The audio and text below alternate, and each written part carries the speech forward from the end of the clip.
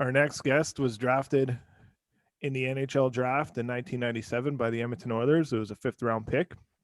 He went on to play 1,107 games in the regular season, 71 games in the playoffs, played 17 seasons in the NHL, and won a gold medal with Team Canada. We'd like to welcome Jason Chimera to the podcast. Chimera, how's it going? Pretty good. Thanks for having me, guys. This is awesome. Yeah, no, we're happy to fire this up with you. Yeah, it's gonna be good. I kind of upset. I'm like not one of the first guys invited, but that's fine. I'm okay with that, I guess. Yeah, you're definitely the first 1,000 player to be on the podcast and a gold medal. Yes. So yeah. So I should be number one then, for Pete's sake. Exactly. You will be. That's for sure. So how are things going? How's the family over this pandemic that we're going through? Yeah, it's good. Yeah, my wife's a nurse, so she's kind of dealing with the first-hand stuff, and but everyone's good. Everyone's been healthy, so I can't. We're kind of just hanging low and not doing much, and kids are going to school, so it's good. I mean, all normal until they shut off hockey last week, so everything was pretty normal for us. Yeah, it has been a bit challenging the last few weeks here. So Clay's going to take over some questions here he's got for you. So we'll just kind of run through your career here and enjoy the journey. So Clay, take her over. Yeah, Chimera, just take us through where it started, how it got moving for you, where you played minor hockey, leading into club hockey, that kind of thing. Yeah, obviously, I started Mill Woods hockey.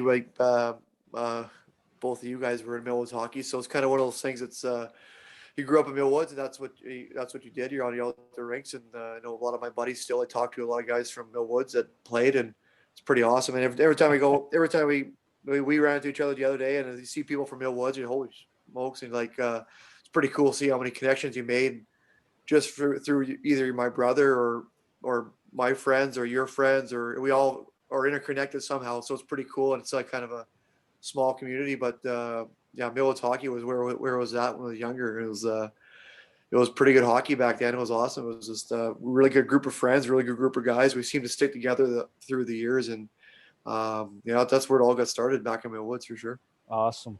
Yeah. So you play Millwoods.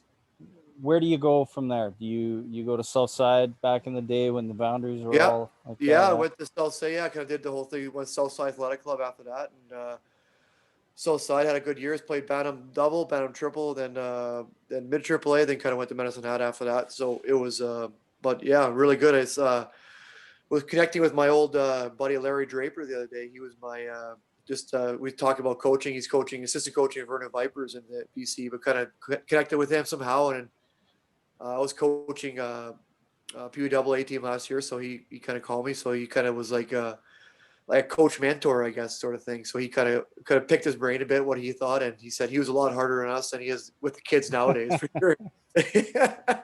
Yeah, it was cool to hear his voice, and it's a weird world, like the hockey world's so interconnected, and he was so I picked his brain, and I remember he was still pissed because he passed me up, and Ben Dorval picked me for him. Benny Dorval, that's two. Yeah, that's two name drops for Benny Dorval. Yeah. So that guy cut me, for Christ's sakes. Jesus. Well, he obviously knew what he was doing. Well, I guess.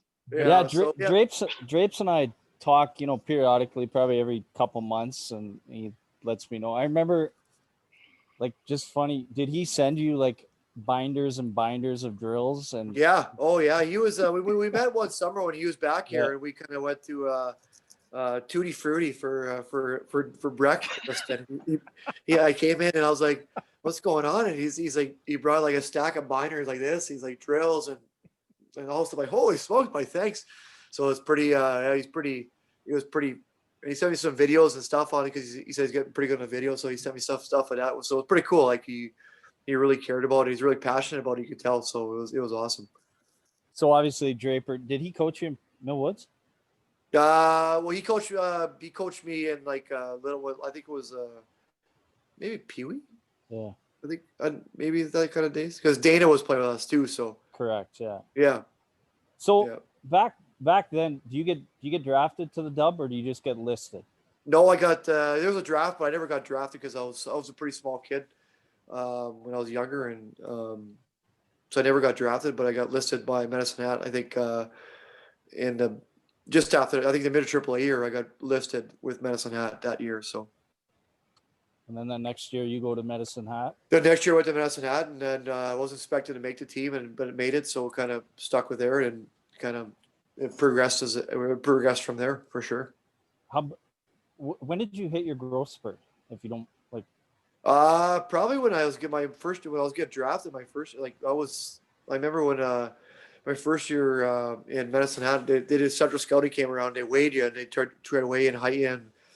And I was like, I remember guys were putting rocks in my shoes so I could weigh a little more because I was 100 pounds trying to put some kind of weight down. So I had to like stuff my pants with rocks and like just kind of we had to weigh a 5-pound dumbbell one. It was just it was ridiculous, but it was I only weighed like $150 back then. And I think after the draft year I got people thought I did steroids, but I didn't. But I don't know, but my mom maybe put some stuff in her cooking, but I grew a lot. I grew a lot that year. Yeah. I put some after that. So reason I ask is you were a smaller kid growing up, and yeah, and I was buzzing really around that. Yeah, I was tiny, and I never remember they said in the draft floor was they said, well, we draft him, but we're scared the Medicine Hat wins are going to blow him away. So I was like, that's a good draft handle to have. I was like, oh man, that's not good. Hey, awesome. Clay. Yeah. I'll never remember. I probably like 20 years ago, or maybe even 30 years ago, our brothers were having this big street hockey game over at Chimera's house, and like Robbie was there, and your brother was there, and my brother were there, and your brother was like, "You guys ain't coming," and you and me got banged up at the Bullet the night before, and we were then it wasn't hungover. 30 years ago.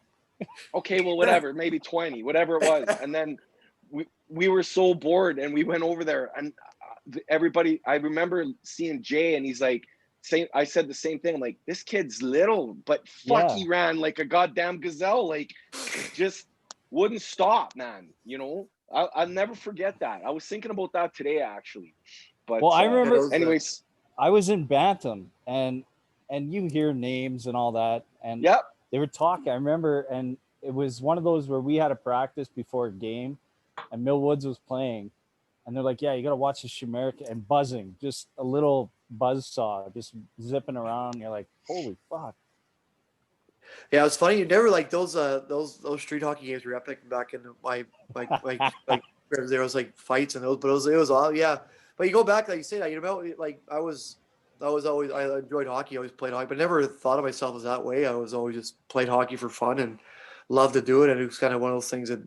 Never thought like my name was getting mentioned and that stuff. So probably until I got drafted, I was like, holy smokes, this is pretty cool. And I think, but like until then I was just a kid playing hockey from Mill Woods playing hockey. I was just like, this is cool. I'm playing hockey. And I got junior playing hockey. So it was, keep going. Yeah. Keep going. Exactly. Right. And I just kind of, it's like a dream world. It kind of kept on going and going and going. And it kind of, didn't stop for a long time, so it was pretty cool to live that life. And I basically play a kid's game and get paid for it and play street hockey, and it's just that's all.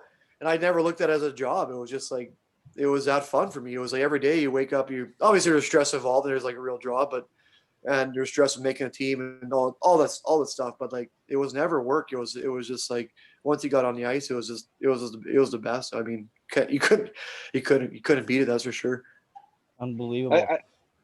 Go ahead, Chuck. I don't think people understand like how Mill Woods was back when we were growing up. It was literally like the Goonies, man. Like, hey, everybody knew everybody. Like, there's a game going on at Chunk's house or wherever, right? And then they don't even get how good Mill Woods hockey was back in the day. It was unbelievable. It was so good. It was like you said, it was.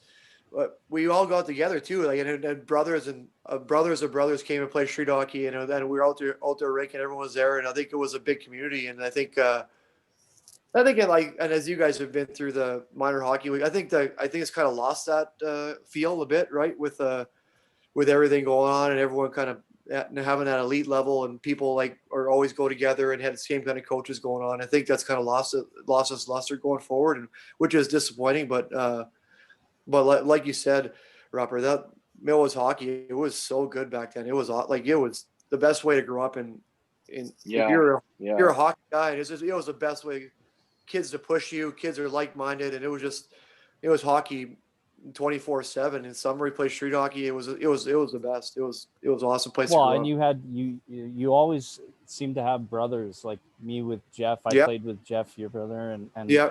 You know, Darce had his crew with Grossel and all yeah, those it was other young, guys. yeah, it was like it was probably like a 5-year span where we all had like from 5 years up and 5 years down. We had a bunch of brothers and a bunch of sisters. Everyone played. Even the sisters are playing hockey for street hockey. For Pete's sakes, it was pretty cool to see. And and everywhere you went, you could have 20 kids playing street hockey at one place. It was so good. And then you go to the rink and you have a huge game and 15 kids. It was the best. Like it was the best. It was pretty cool way to grow up for sure. So you're drafted after your first year of the Dub. Talk us through your WHL career. Like, are the Oilers constantly in contact with you, or are you, are they kind of not controlling, but are they, kind of working you through programs, that kind of thing? Yeah, for your, you know what? Back then it wasn't. They didn't really have like a player development guy who would come and talk to you and stuff like that. It was kind of you're kind of on your own. Not like they touch base once in a while, but nothing like too crazy to kind of let you do your thing. And as long as I think they reported to your coach more than anything, I think it was. But now more so, I think they're more involved with your weight routine, what you eat, and all that stuff, right? But back then it was a different way of doing things. I think it was more old school, and you learn by osmosis. I think when you get up to the big leagues, but they do keep in touch, and I think it was once you get drafted, they do keep tabs on you and see what you're doing, but it wasn't too hands on, that's for sure. I've got a lot of family down south, Medicine Hat, Wyland, Tabor area, and Medicine Hat is a crazy hockey town, man. Yeah, it was awesome. We were terrible back. We were pretty bad back in the day. So it was.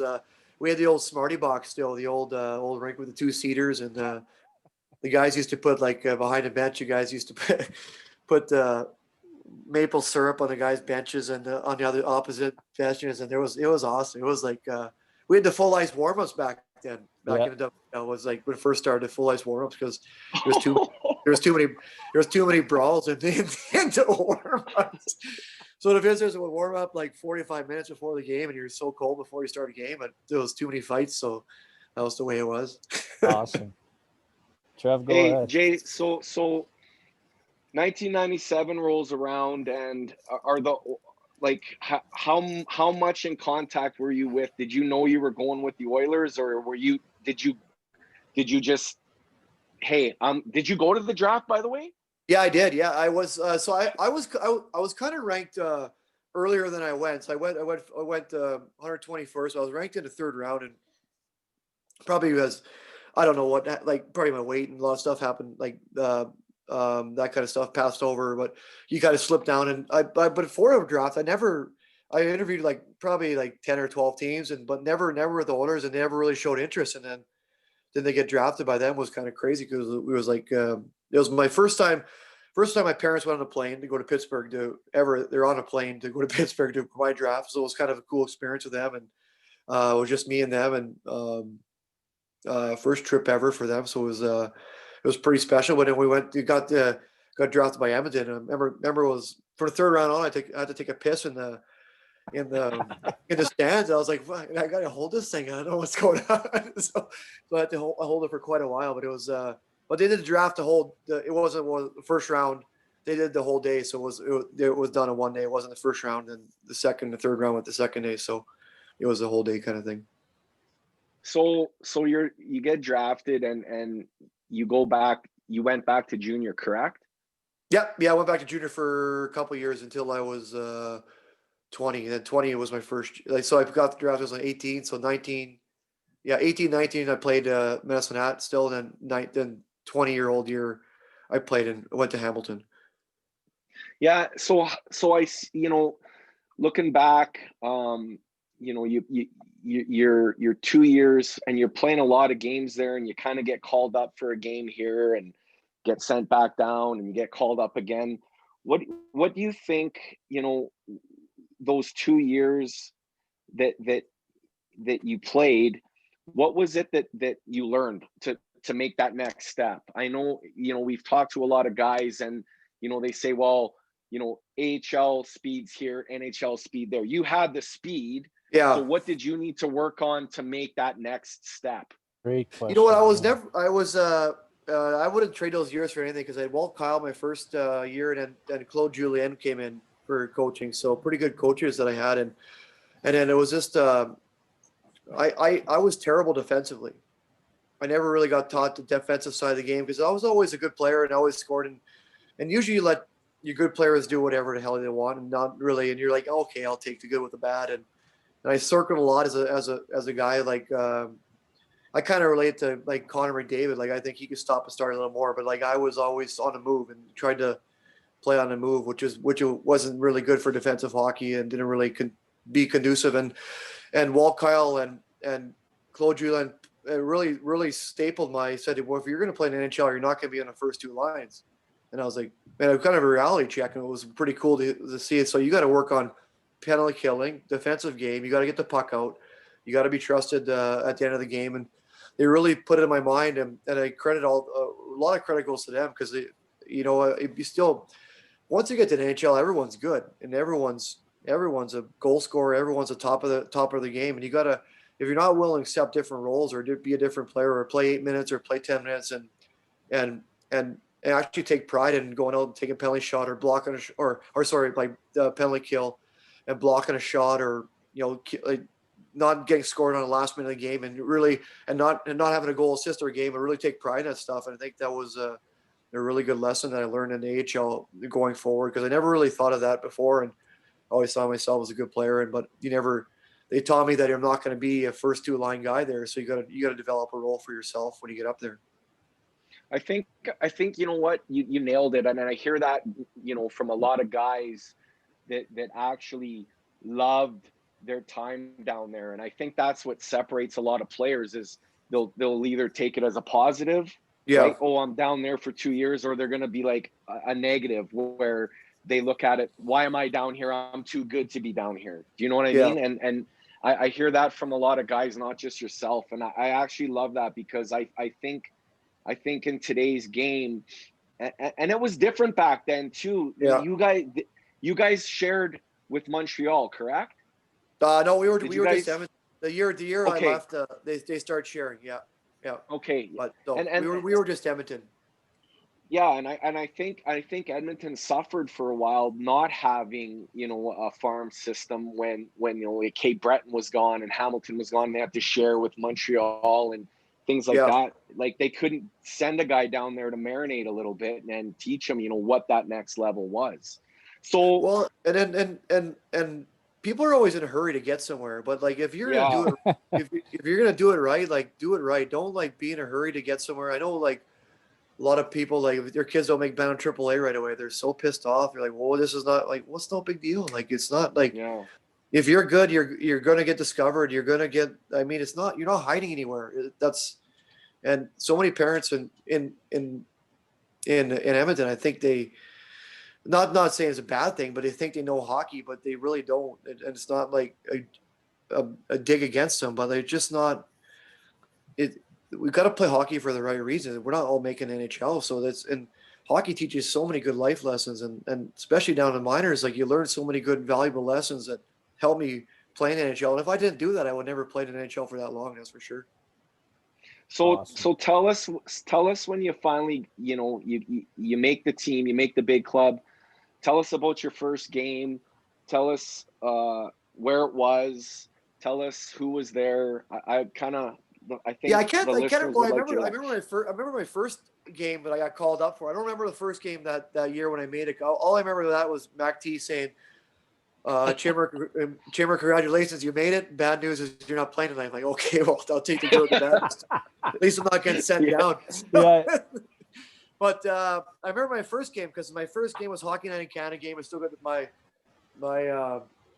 got a frame, my frame towel, because I think that was the coolest thing as a young kid growing up. The Hockey Night Titanic towel, so I framed that. And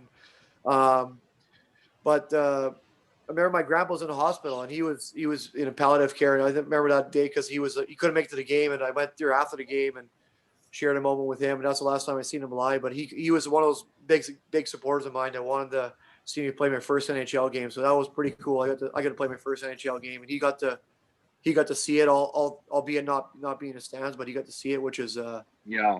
I know it meant a lot for my dad. It meant a lot for me, and it was pretty. That night was the best night ever for sure, because it was in Edmonton. It was a Hockey Night in Canada game. My parents got to come. My brother got to come.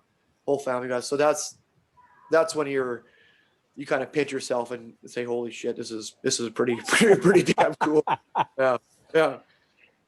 Hey, I want to ask one question, and this is just for myself, kind of, because I'm with him, for the last 3 years, and we're gonna go back. Were you roommates with Fernando, with Pi?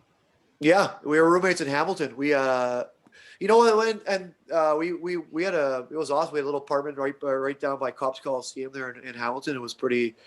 It was we shared a lot of good laughs. Not much cooking going on there, but it was it was pretty. It was I think AHL is like some of the best years you play, because like no one has families yet. No one has that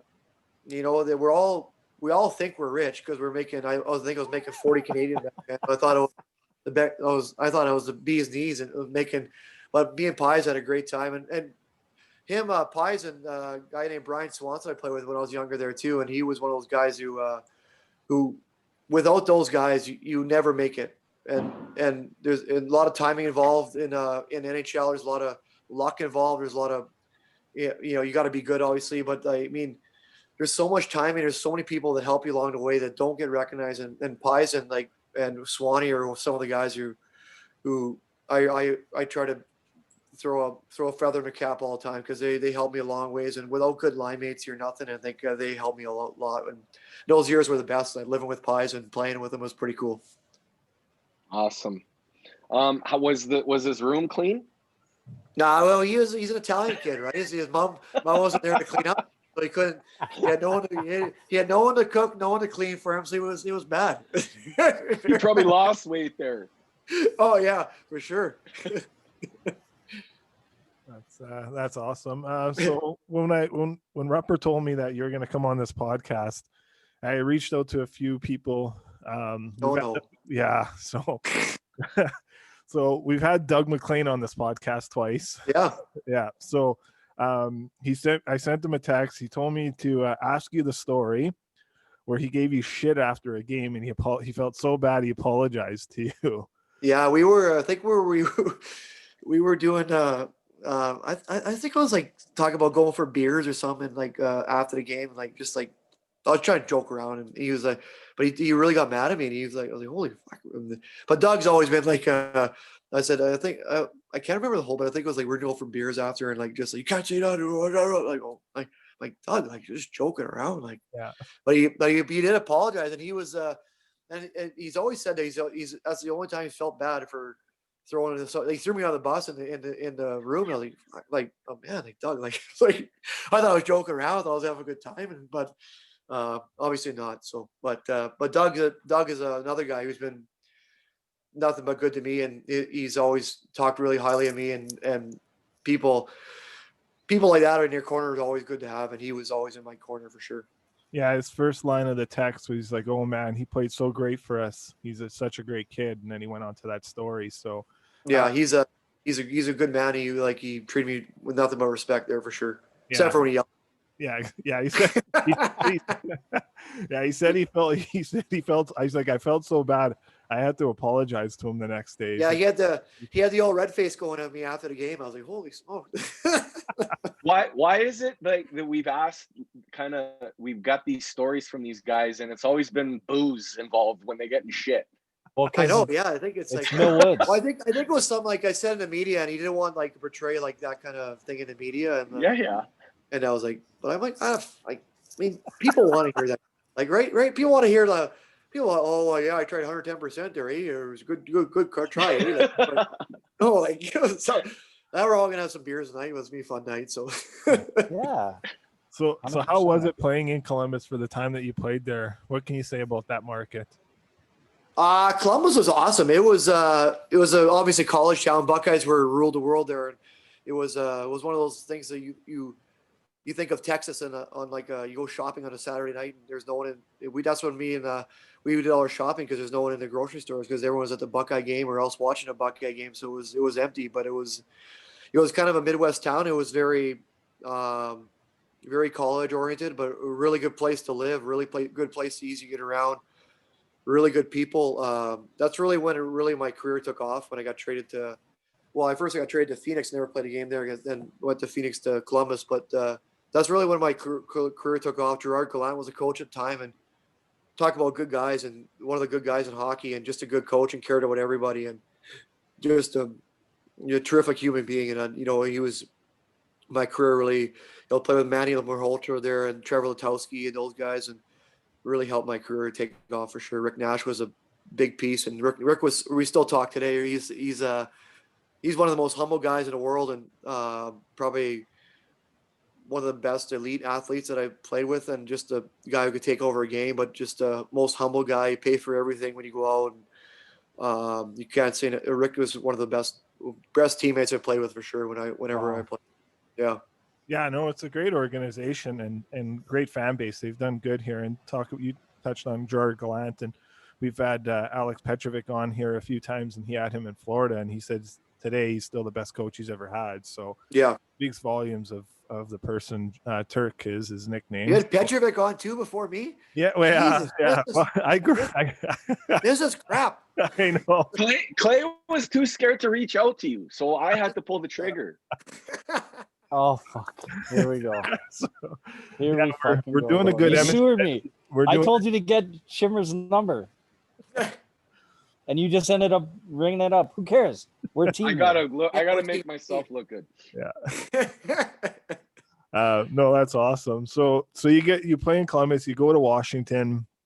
I got to ask you about Ovi because on Spit and Chicklets, they've had stories about him on there about crossing the sauce, and Justin Williams has been on, and he's like, you'd be sitting on the bench, you grab a water bottle, and there's like Diet Coke in it or root beer or something. Oh yeah, he's maybe vodka mixed into it too. I don't know what the hell was in there, but it wasn't. Yeah, but Ovi is one of those guys who's bigger than hockey, bigger than the game, kind of like one of those guys that you kind of like are in awe of just playing with too, for sure. And I think, but he's a great teammate, great person.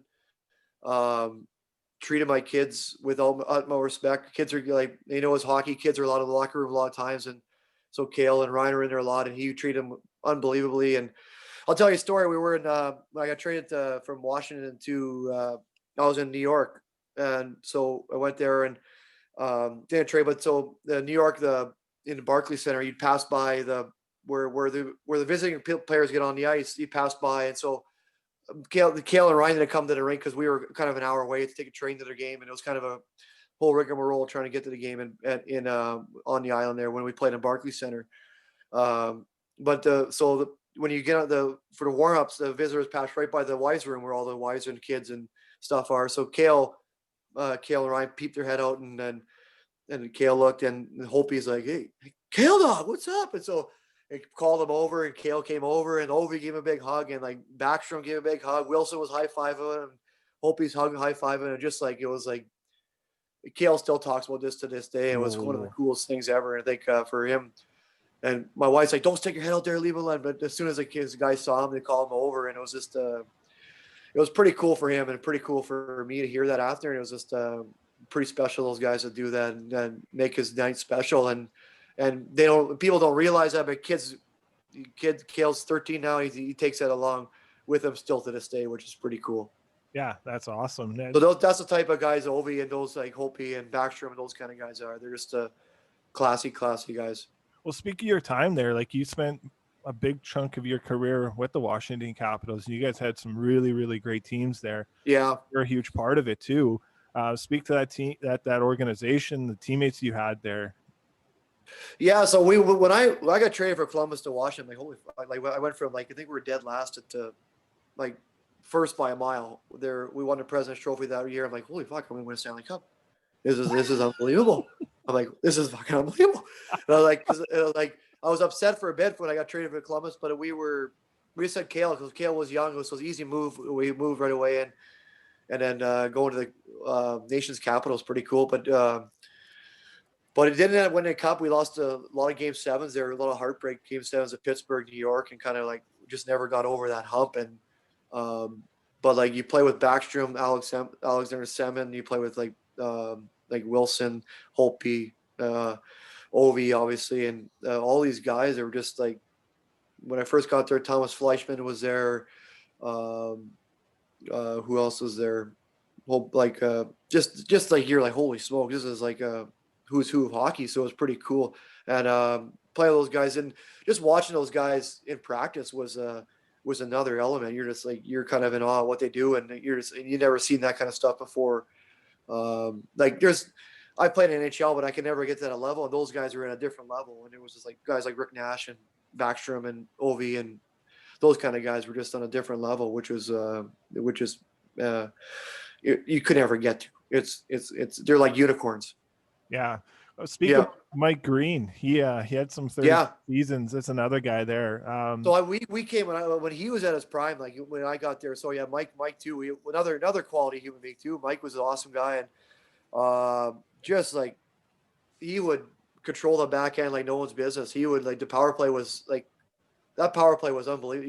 You couldn't stop. And Blaine Forsythe has been there for a long time. Assistant coach, little bald guy, but he controlled the power play for a long time and did wonders with that thing. And those guys were just like all in their spots and pick your poison. Backstrom would just pick his poison. Greeny would pick his poison. It was a watch. It was just like holy. When they were on, it was no stopping it. It was pretty, and it was and because I did get on power play, and I did assist on Ovi's 500 goal, so that was pretty cool. There you go.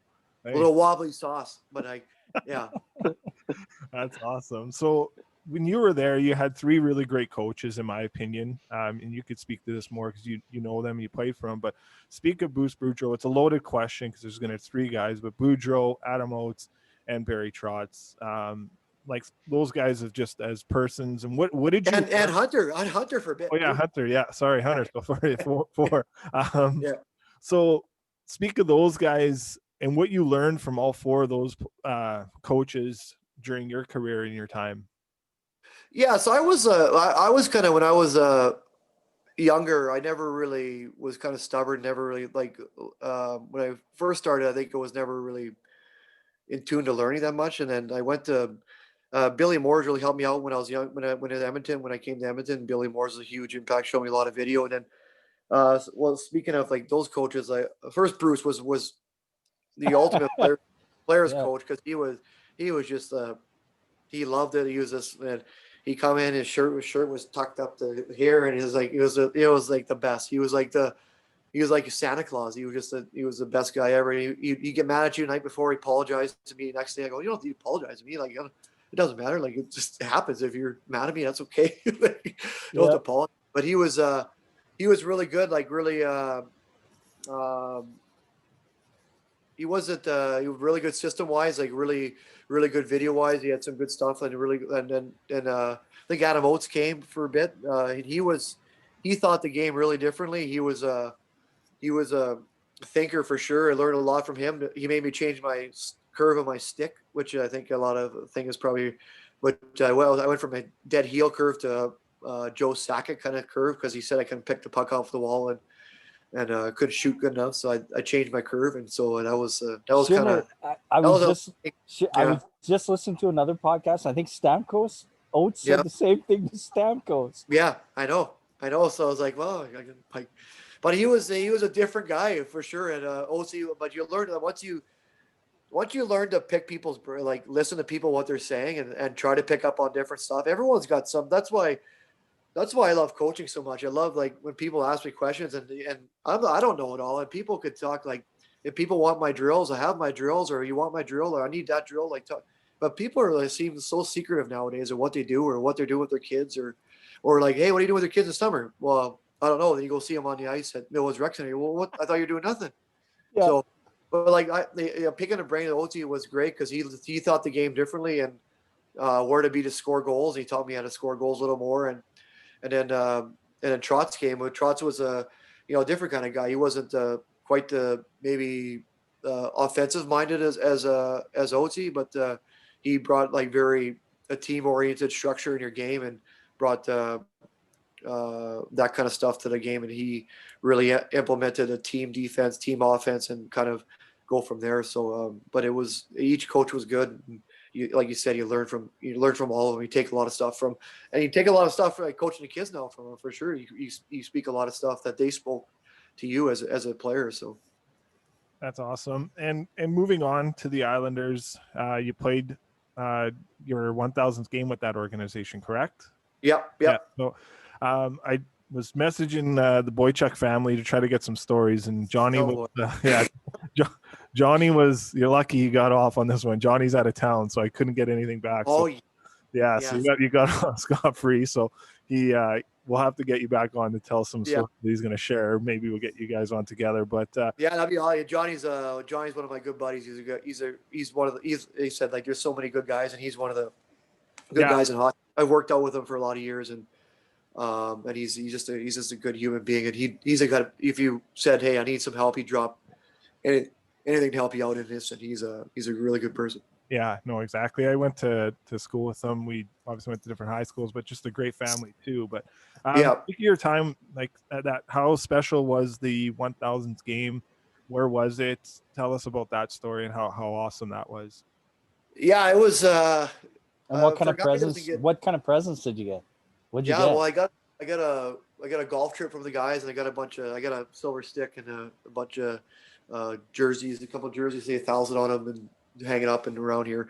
But it was pretty emotional for sure because I'm not a guy who get goals and assists and awards, MVP awards, and that kind of stuff, and to get 1,000 games in the league and was pretty amazing and pretty cool. To the whole night, it was in Detroit. Scored on that night, and my Brian Swanson came in from Alaska to come in, and so he surprised me. He came in, and my mom and dad came. My wife was there. Like, I do regret not taking my kids. We were having a ceremony the other day, but my kids were at home with my wife's parents, but Kale watched from the TV. But the next night was a ceremony at the Barclays Center. But you never forget that because my kids are on the ice, and my wife was on the ice, and people they could share with. And I think it was probably the coolest moment of my life for sure, and to share with them. And my wife got to go back on the plane, and my parents got to go back on the plane with us back to. My dad experienced on the Dash trip, but my mom never got to experience like the plane ride home and how you get treated, and it was just like amazing because like when I got on, I had like the lady would have my beer in my stall and my meal ready, and like it was like you're some kind of princess. Like it was just like, and if it shouldn't have the beer, she'd go shopping for the beer I wanted, and it was the stewardess were unbelievable. And then my mom was like, "You got your own beer?" I'm like, "Yeah, this is a National Hockey League, Mom, for Pete's sake." Yeah, exactly. Come on. But it was pretty cool to share my moment. My family got to go on the plane, and my wife got to go on a plane back. And it was some people came out from Columbus that I knew from the game, and a lot of people came out from the game. It was pretty. It was a fun night, and it was a fun couple of nights. We played back to back, so it was a fun couple of nights. How interesting. See, sorry, Bosco. I gotta say something about the 1,000 games because I don't think a lot of people, and like Jay says, there's a lot of people that think they know hockey and they don't. And like from my perspective, 1,000 games in the NHL is one of the biggest accolades a guy could get. Like you look at the history of the game and you look at guys that have scored goals and won awards. Like there's a lot of flash in the pans. And making the NHL is a big deal, but playing 1,000 games in the NHL, to me, that's like top 5 that a player can do. So Jay, I know it's been a few years, but man, like that's awesome. And pat yourself on the back for that, dude. That's amazing. Yeah. Thanks, Mike. No, I appreciate that a lot. I think it's I did nothing special. I dumped the damn puck in and got it the damn thing every day. Hey. Buddy, you did it 1,000 games. I chased that damn thing down as much as I know, but it was like, yeah, it was a pretty cool moment for sure. And I still have the silver stick. I'll show you guys when you guys. I'll bring it one day. But it's such a cool thing, and I think it's like you said, Robert. I think it's one of the things you look back. I don't pump my tires very much, but I'm pretty proud of myself for doing that, and think it was like longevity is a pretty cool thing, and I think I worked out pretty hard. Like my trainer Barry Butt had a lot to do with it. I think it was like he keeps me healthy, and I think really I work my ass off in the summer in gym and to keep it going, and I think to keep up with the young guys. But playing 1,000 games, I mean, like shit, I was just trying to get one game, and then you get one. Like I think you look at a lot of people and you ask a lot of people, would you do anything to play one game? And they're like, yeah. And so it's pretty cool to play. Just say you play over 1,100 games is pretty awesome for sure. Oh, for sure it is. And yeah, it's a great accomplishment, and I think Rupper said it perfectly there. So and you go on to Anaheim. It's just a short kind of stop for you, but how awesome and how bit of a change that was, and for some of the markets you played in, but also playing with guys like Perry and Getzlaff and Cam. Yeah, really good players. Yeah, so I played with Getzlaff a couple times in World Championships and realized how a good guy he was, and how nice a person he was. And he's one of the first person who called me and welcomed me to the team, and kind of. But it was you always go to the Anaheim trips and you always like, oh, this is nice, but like you realize how nice life could be if you played in Anaheim your whole damn career. I mean, I'd have a good tan. I wouldn't have to. I wouldn't have to get fake and bacon. I wouldn't have to put my bronzer on in the summer. I wouldn't have to on my white body. But it was a cool way to live for sure. You go into the rink in flip flops and shorts, and and hit the. Me and Chris Kelly were there kind of alone. Our families weren't there, so we kind of hung out. And it was a fun time. We had a good team. We kind of checked out a little early in the playoffs. We kind of crapped the bed pretty bad in playoffs that year for sure. But it was a unique. It was a short stint, but it was a pretty cool way to see a different way to live for sure. That's awesome. And I wasn't going to ask this, and I feel like I have to, because I haven't asked a lot of players this question before. The agent part of the game, like I haven't asked the player how big of an impact, and you have a really good agent, Alan. Yeah. How big of a part was he in your career, helping you out and looking after you and your family?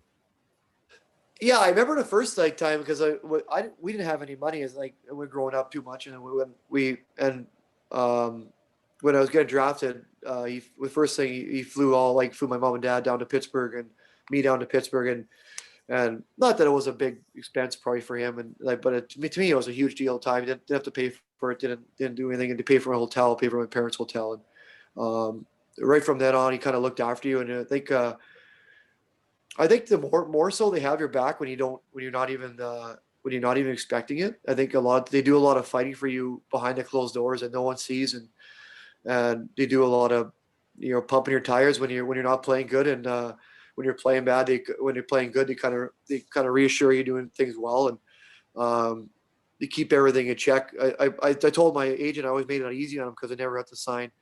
I never went through free agency too much. I always signed extensions, so he made it easy on his life for Pete's sake. But no, but he was. I talk about it. He's the Anaheim games. He was always in Anaheim. He's based in LA, so he's always. He didn't have to be there, but he was at every game and took me out for dinner, or just kind of took anybody who wanted to go out for dinner. He always had 2 or 3 guys with him, and even if your wasn't your client, he'd take him out for dinner too. So. Yeah, Alan and Shira, his assistant there, they helped me out a lot. And just logistically, earlier in your career, we don't know things, and you don't know how to, or do you even get houses sent or mortgage? I didn't have no credit when I was in the States first when I went to Columbus. So it was kind of one of those things that he helped me out with that kind of stuff and just the little stuff with that. So they play a huge role for sure. That's and it's a balance too. Like a lot of agents, I think, are too much in the players in a way. I think and I told him I don't want him to be in my way. I just want him to be my buddy, and my guy who helps me out along the way. I don't want him to do my fights for me. I let my play doing talking, and I think a lot of agents get too involved, and so I think that's not good either. Yeah. Was he your agent from day one? He was my agent from day one. Yeah. Yeah, he's a great agent. I follow him on Twitter, and he's Yeah. So he picks his nose. Like I've got a couple of fights with him, arguments about it, because he picks his nose a lot in Twitter and kind of and stuff like that. He throws a lot of stuff out there, but and I never really wanted to do that for me. But he always, whenever I needed something, he would always stick up for me, and he always had my back. That's for sure. yeah. Oh, He's definitely on the player's side, 100%. oh, And that you can tell Yeah. from some of his Twitter posts that Yeah. Yeah. he's got I your back. remember, I've been to the Perry Pern camp to watch you play there, and there was an incident with a media member, and he kind of went to bat for you on Twitter about it. Towards the end of your career, but Oh, Maddie. yeah. We could probably edit this part out, but yeah, It's a podcast. I know. There's certain things you want to go road you want to go down at times. I was standing like kind of right around that area, and Yeah. he tweeted it out, and I was like, man, oh man. And Alan was like on it like nothing. And Yeah, I think I was sensitive to the fact too, because I was towards the end of my career. I still wanted to play, and then he threw out like, then Matty's never been bad to me. He's never been like, but he threw out something that was off the record that should not have been thrown out there, and it just pissed me off because like it wasn't. And I threw him a text saying, "Hey, buddy, like that's not. If you're gonna be in the room, like I don't mind you saying stuff if we say it, but like don't throw shit out in the media that doesn't, and just hope it sticks, because like it's not cool. You're dealing with someone's like, and you're going through the emotions of maybe you have to retire and no one and all that stuff. You're trying to find a place to play, and it was a kind of one of those only stressful times I had in when I was playing hockey and towards the end of my career there, because I still wanted to play and I didn't want to leave my family, and that was the big thing, and kind of so hoping to work closer to home, and he threw something out there that probably was ill-advised for sure. Yeah, and it opened my eyes up, because like the year after, Petro was at the Perry Pern this past, not the one because we didn't have one, but Matty was trying to do the same thing with Petro, and he was going through trying to find a job as he was too. And yeah, when we went, Petro and I went to go eat after, and he kind of told me that side that I did not know about, and this is a players podcast, and we'd like to get you guys on to just shoot the shit, and you definitely learn what some of the media guys are up to. And it kind of leads into my next question before I pass it on to Clay here. And my last one was, how was it to play here in Edmonton? What was the media like, fans, expectations? as you know, the media is hard here for sure, I think, but like just for me, it was probably the coolest thing ever from playing in Edmonton. I think the ticket request was pretty hard to me, because you had a lot of buddies who want to come to games, and I know I bought season tickets for my parents and for my brother and sister, so I had 4 season tickets, and then I had 2 from the team, so I had 6. And as you know, the tickets are hard to get here and hard to give away, so you can't and you only get 2 per game, and you're trying to sling tickets every game instead of really concentrating on the game, and to have to deal with that stuff was a bit hard. But as for the media always treated me well. I think if you're honest with them and they're honest with you, I think it's the best. And some stuff like that happens with Matty, but I have no ill feelings for it. I think people make mistakes, and maybe he wishes he wouldn't done that. But I mean, I loved it. I mean, when you get a kid coming up to you and asking for your autograph for a hockey player, and there's no better feeling in the world. There's no better feeling. I remember I was at when it was just getting going, Joey's South Common there. I think it was Best Buy or by there or someone, and just getting going. Now the whole place is just getting started up, I think. But I don't even know what was there, but some kid asked for my autograph in the parking lot. I said, "Yeah, buddy, no, I got some." I actually came from a signing, so I had some extra player cards. I said, "Come with me, but I got some better for you." So I got him a player card, and this kid was an adult about 10 years or 5 years ago. He came out to me. He goes, "I don't know how much he meant that to me." And I was like, "Holy smokes!" He still had the player card in his car from when I signed it.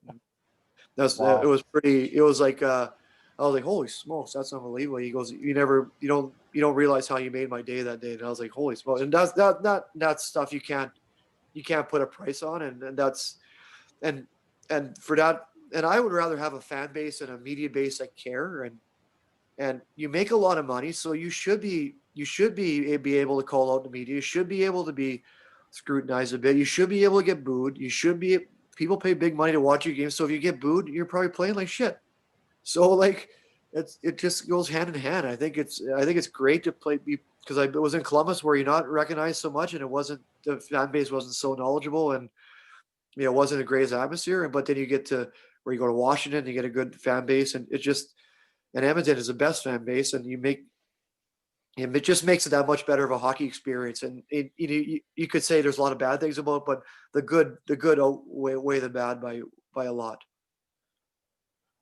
Yeah, no, and it's awesome. There's you actually signed an autograph for me years ago. So I'll be damned. Yeah, it was at the soccer center after a ball hockey game. It was on the back of a game sheet. So. Oh, nice. Yeah. Kind of a funny story. So yeah. Will McNeil, I think your parents are friends with Will McNeil. Yeah. So our sons play together. Okay, He's I think his wife, Christine's his wife. Yeah. We were like really good buds growing up. Yeah. Yeah. So he was sending over a bunch of pictures that were autographed, and yeah, it was neat. And even my son met you last year. Yeah. When you did the Oilers, I don't know what oil for day, drills for skills, that kind of thing. Yeah, that was fun. Yeah. Yeah, there's a cool picture of the three of us, and I'm laughing.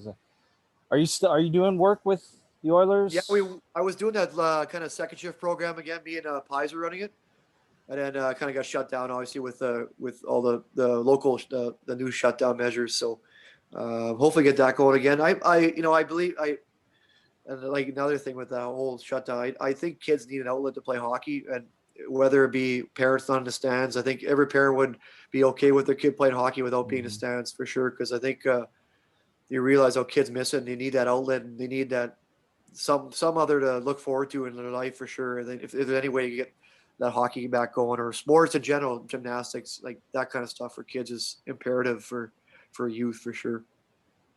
Awesome. I want to take it back. Obviously we've talked about your skating, and you have kind of attributed that to your longevity in your 1100 game. Did you do anything like for our listeners out there? Did you do anything in particular other than maybe power skating here and there, that kind of thing? Yeah, no, I was always fast when I grew up, but then I kind of met when I was in. Well, you had to with Jeff chasing around. Yeah, seriously, yeah. He pissed off at me and started to run. Yeah. He had a temper too, so he was on my throat. I was like, gee, I gotta go. Jeff, we had having epic battles in our driveway, man. It was crazy. I think you learn to be a pretty tough guy when you got a bigger brother for sure. But I think when I was younger, I was always fast. But I met Stephanie Hanlon when I was in probably Pee-wee, towards enter Pee-wee Bantam kind of thing. Mike, her brother, introduced me to Stephanie, and I think she made me become an elite skater. I was always a really good skater, and it kind of really fast. I was kind of going all over the place, but she kind of made me believe that hockey is an all body, kind of control your body and skating kind of wise. And I think she made me that much better of a skater for sure. I think I owe her a lot. Now it's quantum speed. She doesn't have much to do with the day-to-day operations here, but she was a big influence for sure when I was younger. Awesome. Yeah. Okay, so we're gonna wrap this up pretty soon, Jay. Thank you so much for coming on. Hang on. If we're wrapping it up, Jay, I know. Trev, relax. Yeah. Jesus. I guess our invites to your 1,000th game got lost with your invite to the podcast. Yeah. Well, I sent them out. That maybe they didn't get there. Sturkle's probably pretty heartbroken about it, eh? I know. Okay, so every guest that's been on that's laced them up in the show, I got a question for him. Okay, and this is a segment called Biggest Drill Killer. Oh, so yeah. You've played on a few teams. I want first place, second place, third place. So start from third place. I want to know. I don't even care if they're all from the same team, but I want some doozies. And just quickly, just go through the list and give me your three biggest drill killers. Third place is probably Dan Fritsch. He played with them in Columbus. He was American. I think he's from. I don't know where he was from, but he was a drill killer. Dan Fritsch. He was a good kid. He was on my line a couple times, but he never knew what the hell was going on. Zheredev from Columbus too. A kid named Alexander Zheredev got drafted us. I think it was more of a language barrier, but he was just he was it was like, oh my lord, But number one, Rafi Torres is the biggest drill killer. No way. He would go and he would take out the coaches, fall down, and it was like, but he would then he get up and snipe at top shelf. It was unbelievable. Yeah, but he was the best. He's coaching in Ontario right now. That's gonna. I know. Yeah, he was the best. Yeah, for sure. He's coaching in the O. Not in the O. I think he's coaching. He's coaching minor hockey. So in Toronto. So he's coaches coaches Jeff Merrick's kids from Sportsnet there. Oh, nice. Yeah. All right. I guess we appreciate you taking an hour to join our little podcast here. It's been an honor. So this is what people do when they know too much about hockey. We start our own podcast. Yeah, this is awesome. I love it. Yeah. Hey, you're welcome anytime, my man. Yeah, we'll try to get you back on when Johnny can come on. Obviously. Yeah, that'd be fun. That'd be a fun podcast because he's a handful for sure. He likes to joke around, have a good time, so he'd be awesome. Yeah, he's got to follow the Lou Lamoriello rules right now. So maybe after. Yeah. So, but yeah, no, we appreciate it again, and thanks for the fellas reaching out to join us and getting you on. So you've had a hell of a career, and we're happy to have you. Yeah, that was awesome. Thanks, guys. Appreciate it. Thanks, Jay. Thanks, Jay. Thanks, guys. See you, pal. All right.